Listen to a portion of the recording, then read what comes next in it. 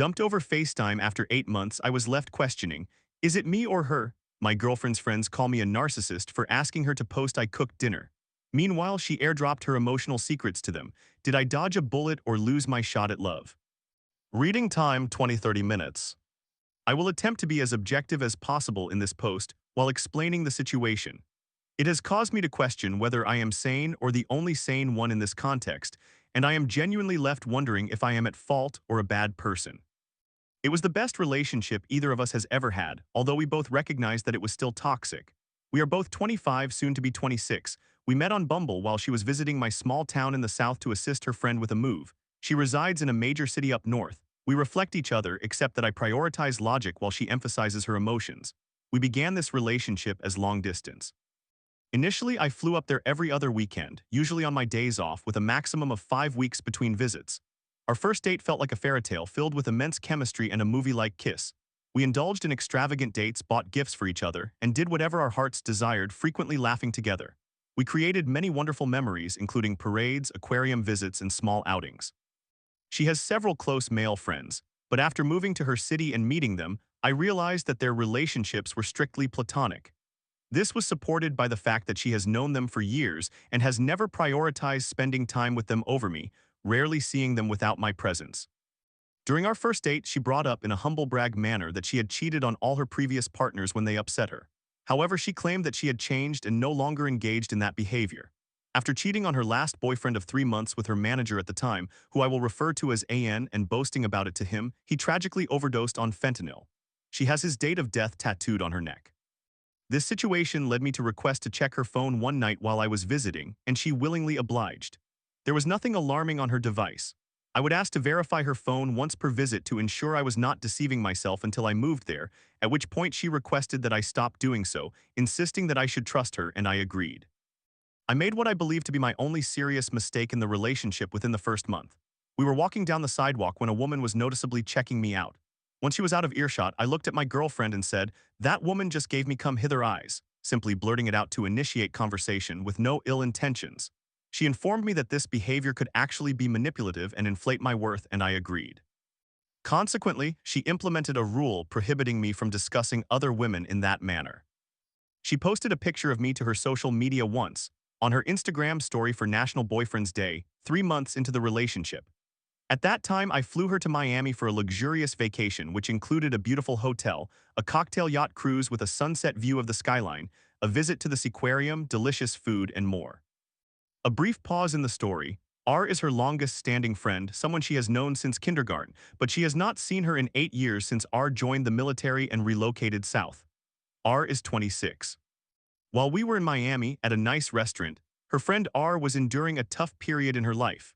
She divorced her husband due to his alcoholism, and their lovely home was rendered uninhabitable after being struck by 2 hurricanes, leaving her essentially homeless while her children stayed with his parents.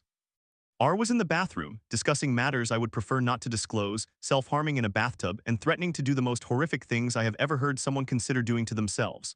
We remained at the table for 3 hours while I tried to help defuse the situation. So I assisted R during a suicide attempt, but apparently she is unaware of that. I also ensured to ask about R frequently to my girlfriend to confirm she was doing okay. While we were exchanging snaps with R, I noted that she had ceased communicating with someone named C 2 weeks prior, whom I did not recognize and had never heard about. I asked her to review the chat, and she revealed that she had sent him a "Hey with Charisma" filter and a photo of herself with her tongue out in hearts while attending a wedding she was invited to before meeting me. She claimed she had accidentally sent that message to him and intended to send it to me instead, which I believe, considering she was intoxicated and has severe ADHD, sometimes sending messages to the wrong recipients.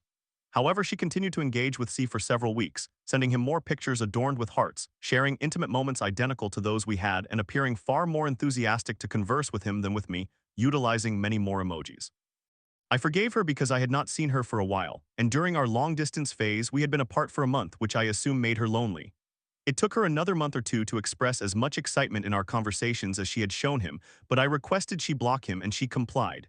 Since then, she has not communicated with him, and we have moved past that incident. I also discovered that AN sent her an inappropriate image and proposed a hookup, to which she responded with eye emojis and said, "I can't, I am with someone I genuinely care about." She subsequently blocked him as well. 4 months into our long-distance relationship, a similar situation arose. Her friend from a previous workplace invited her out for sushi, and she claimed he was gay, so she decided to go with him. She expressed surprise upon discovering he was actually bisexual and considered it a date. Nevertheless, she spoke with him for 5 hours and then returned to her parents' house where she stays, which I can corroborate. She maintained open lines of communication with him afterward, and would ignore him whenever he inquired about taking her out to New York City. She has experienced sexual trauma, harbors a dislike for sex and sexual favors, is anorgasmic, having tried various sizes from 3 to 9 inches with 20 different partners and all kinds of toys, to no avail, and engaged in sexual relations with me on average once a month.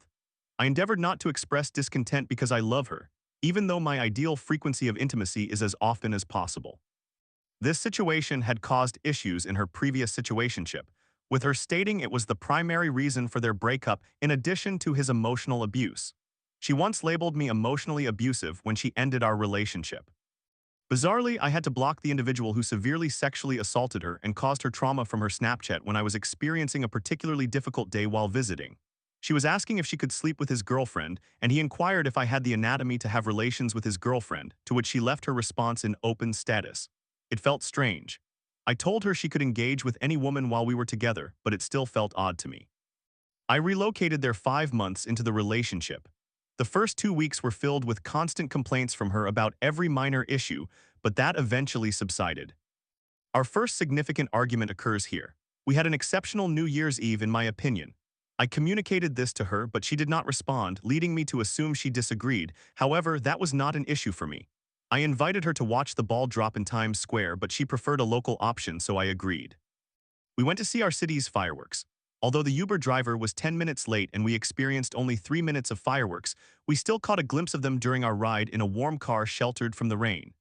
Standing in the rain for 20 minutes waiting for another Uber was another matter entirely, but we huddled together for warmth and shared one of her cigarettes she had brought back from South Korea. Afterward, we returned to my apartment, where I ordered $100 worth of her favored Asian cuisine to share, ensuring she had plenty of leftovers. We drank soju and watched our favorite show, then viewed the ball drop on Hulu and shared a kiss. We cuddled to sleep blissfully content. New Year's Day unfolded differently. We had a lot of fun early in the day. We drove to the city's finest park to play soccer with friends. I spent $100 on her at Target and made her my favorite dish, shepherd's pie, using ingredients from the best butcher in my city, all while she took a nap. Suddenly, I conceived an idea. Spending time just relaxing at my apartment could become dull, as we typically just cuddled, talked, played video games, and sampled new foods. The friends I had met thus far had positively influenced my perspective. Therefore, I thought it would be fun if she posted that I had prepared shepherd's pie on her Snapchat story. Following our meal, we could see people responding with awe and initiating conversations, creating a feel-good atmosphere before we drifted off to sleep. I had no ulterior motives. I genuinely wanted to share some lighthearted enjoyment. So I woke her from her nap to inform her that the food was ready, and she came to retrieve it. Before we ate, I requested a favor and asked her to post about it. She responded with visible hesitation, giving me a disheartened okay before taking a video of the shepherd's pie with me giving a thumbs up while smiling.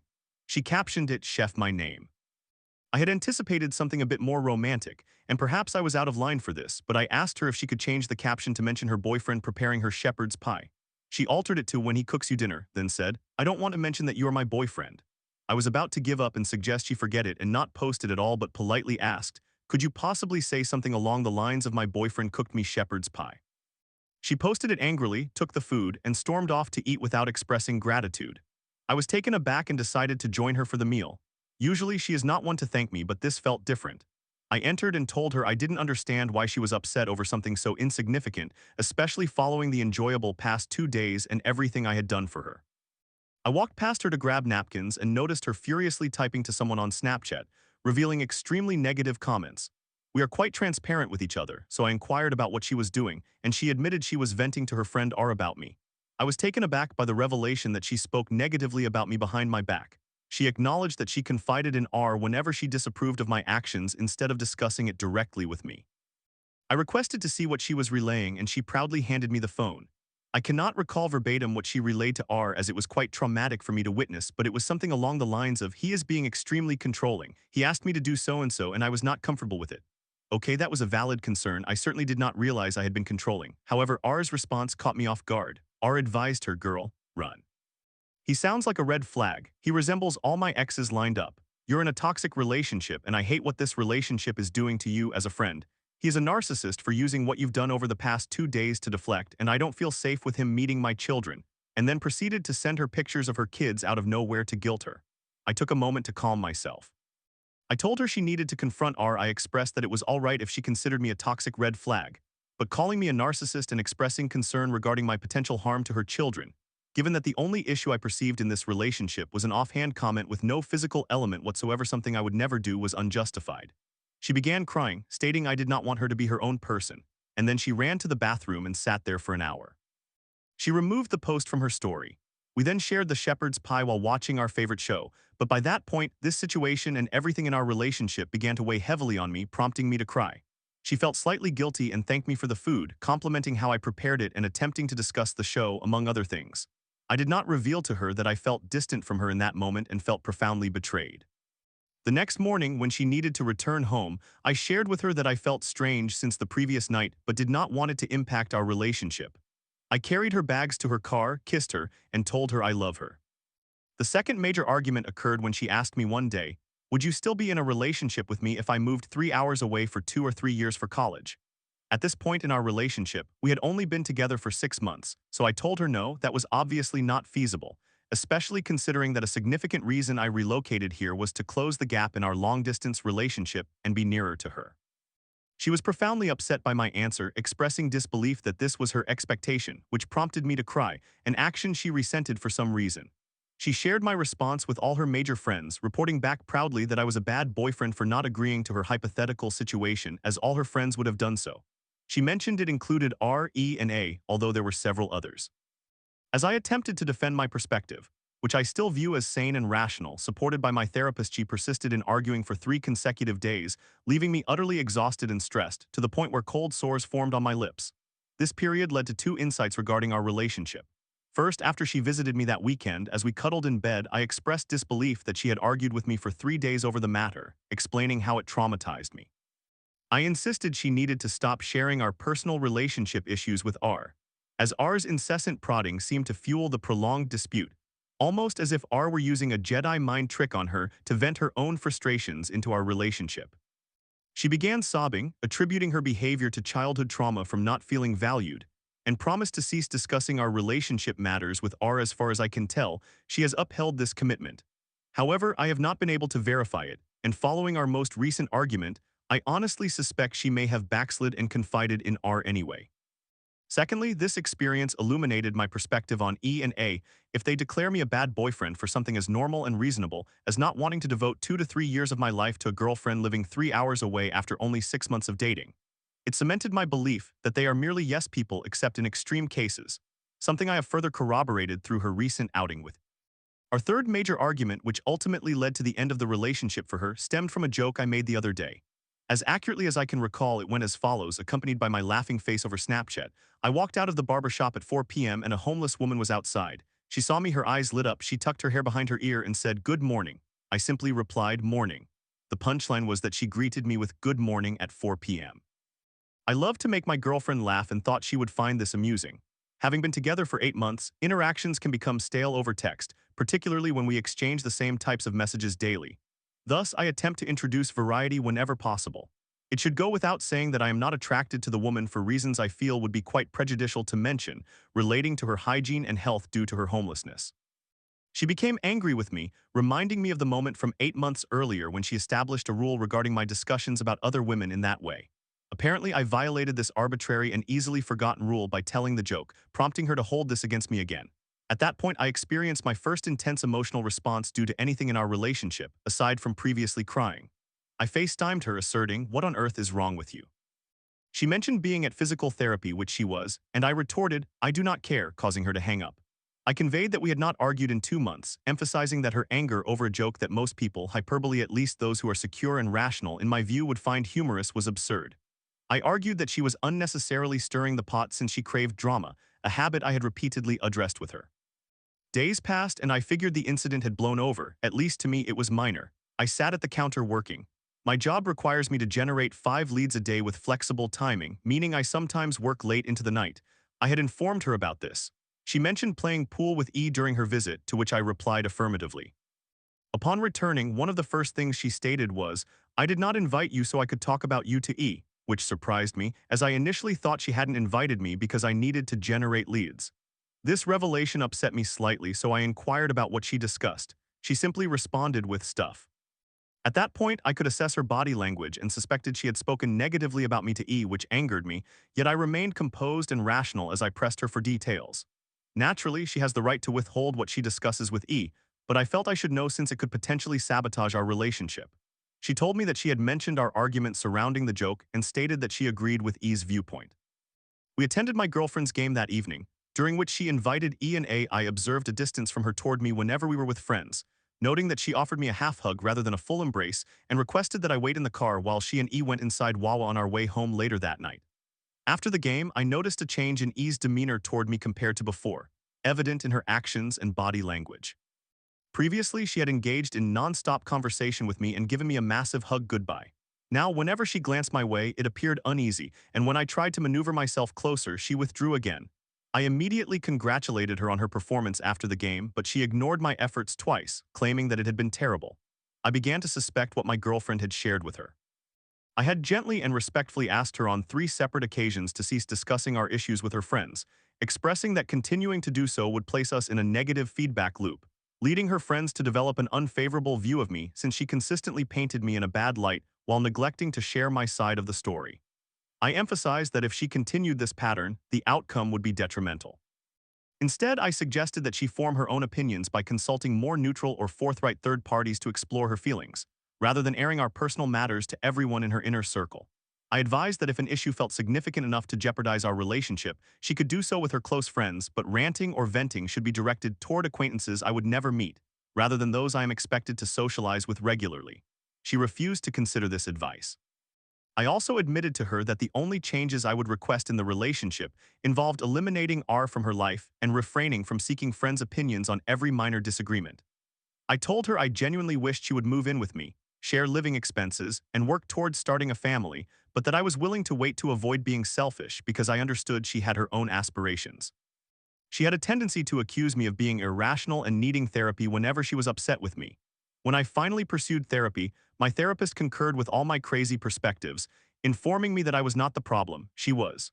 My therapist has 30 years of experience in couples counseling, whereas hers specializes mainly in nutrition with little experience in couples counseling. I awoke to this text 8 months into the relationship. I would like to take a break from our relationship this weekend. I need time to reevaluate and think about what has been happening between us. I would appreciate some time until at least Tuesday to discuss this with my therapist. She has been on vacation and unavailable for conversation. Please do not attend my game tonight or the barbecue on Saturday. I cannot prevent you from participating in pickup on Sunday, but if you plan to go, please let me know and I will skip it. I do not wish to engage in back-and-forth discussions about this. This is my decision, which I have thought about carefully, and I am not changing my mind. Please respect my wishes. I decided to give her space. On Wednesday at 5 p.m., I sent her a message stating, "It's past Tuesday, what is the news?" She requested a few minutes to finish work and promised to FaceTime me. When she FaceTimed, she was in her car and indicated that she had made her decision over the weekend but had procrastinated sharing it until that day. She read aloud a speech clearly composed by her friends, explaining that we were incompatible and needed to part ways to focus on personal growth. I called her out on it, stating the speech mirrored the text she had sent me, and she conceded that it was influenced by her friends, but insisted it was ultimately her decision. I urged her that we could maintain the relationship. I simply would not critique or complain. My only aspiration was for us to feel as comfortable as possible for the long term, even though we might have differing viewpoints, as she confessed on our first date that she had commitment issues and was only interested in dating for a few years. I believed I could shift her perspective. She dismissed my sentiments as toxic and dishonest, asserting we were hurting ourselves by remaining in the relationship. She expressed that I was logical and she was emotional and concluded that we had attempted for 8 months, but it wasn't working. She indicated that my outburst concerning the joke had hurt her feelings so deeply that she wished to end the relationship. She mentioned sharing my perspective, including aspects of what I have written here, with R.E.A., a man named G who had been my best friend since I moved here but who she has known for a year longer, and her therapist. She informed me that all except G labeled me emotionally abusive.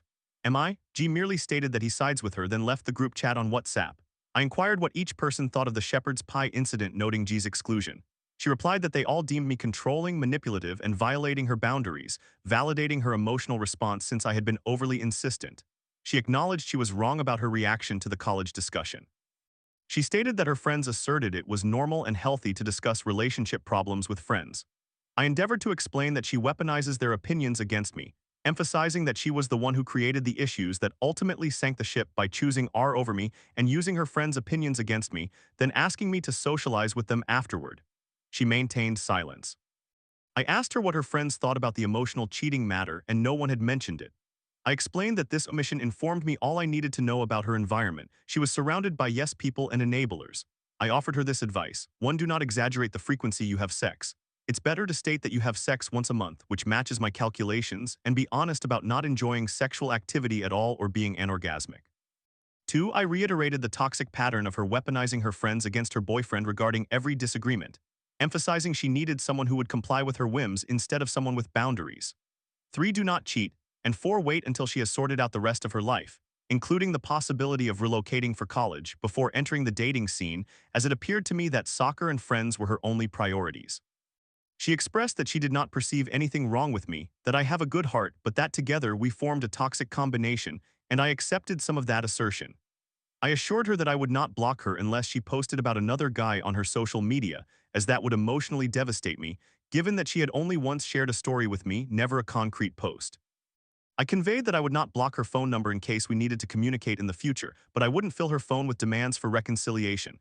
I had already come to terms with everything and merely wanted to keep communication open. She did not respond. I instructed her to come collect her belongings that weekend, and she agreed. I shared "I love you, cheese girl," and ended the conversation with "guess what" before hanging up, referencing our inside joke. If anyone has any thoughts, whether straightforward or not, regarding this situation, I would appreciate hearing them. Thank you for reading. Story 2. Caught in a web of deceit, I added my old school dealer on Snapchat. The tension? You ain't got nothing to be shy about. Now he thinks I'm just down for a wild night, unaware it's me behind the burner. Am I ready to reveal the truth, or will this fantasy shatter?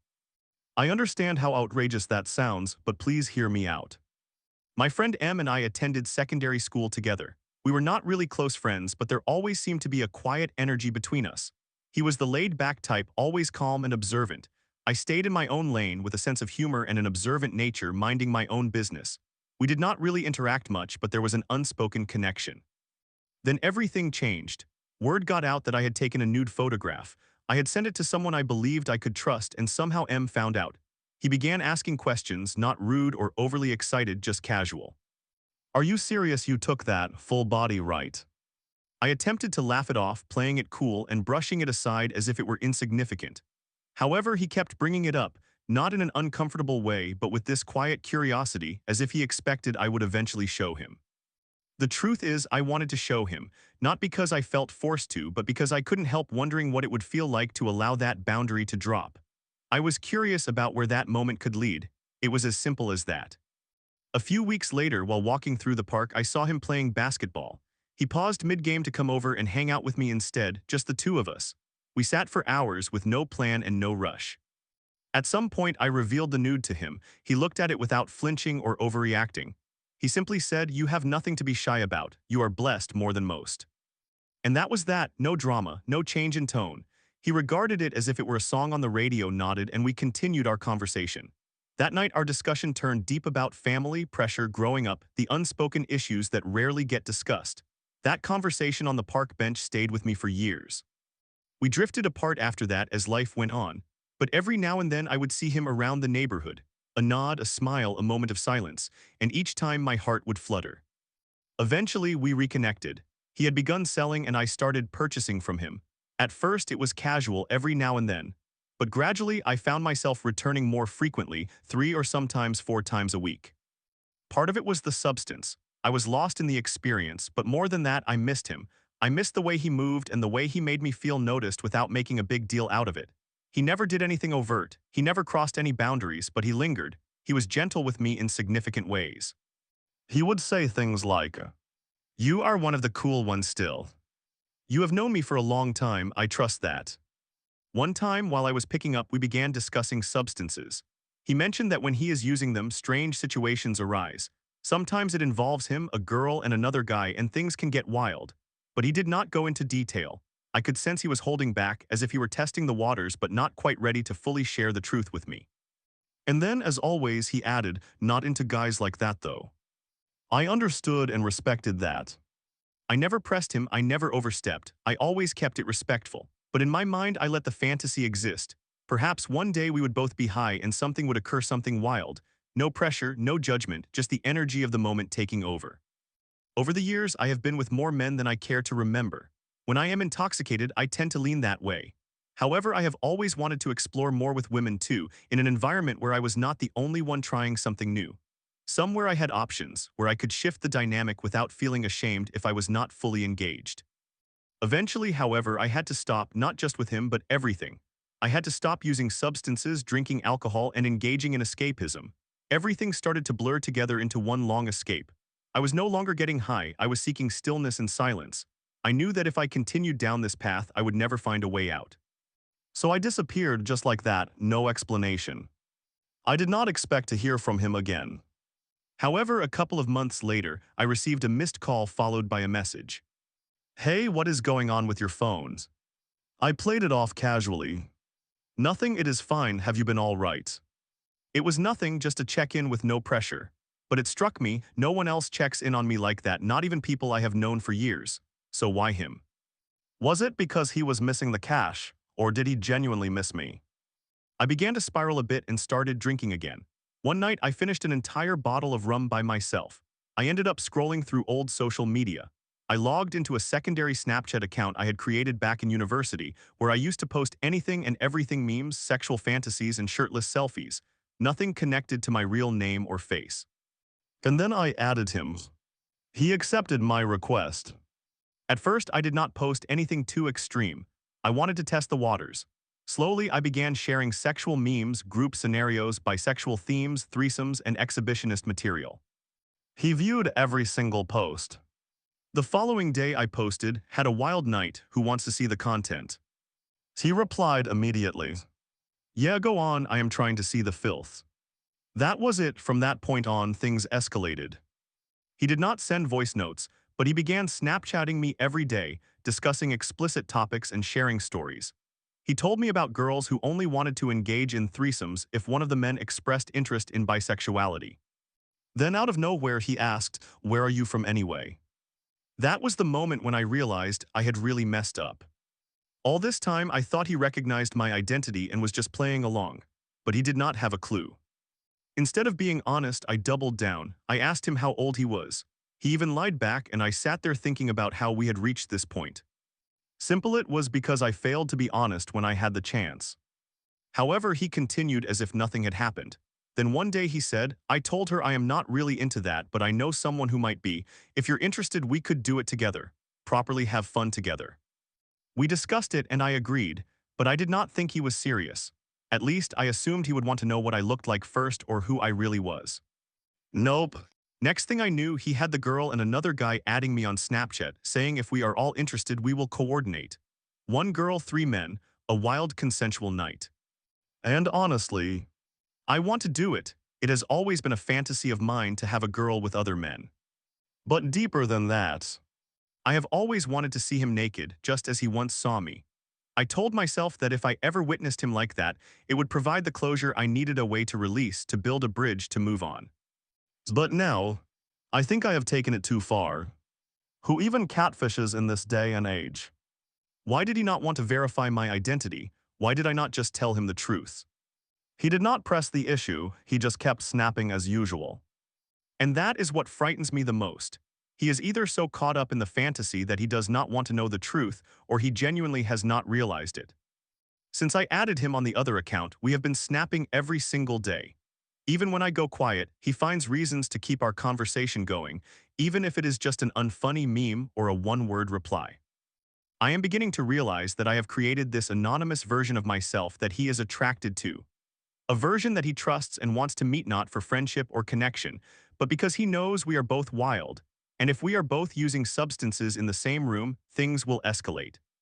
He does not want to truly know me. He wants the version of me that I have allowed him to believe in. And now I am trapped. I despise the lie, yet I do not know how to transition into the truth without ruining everything.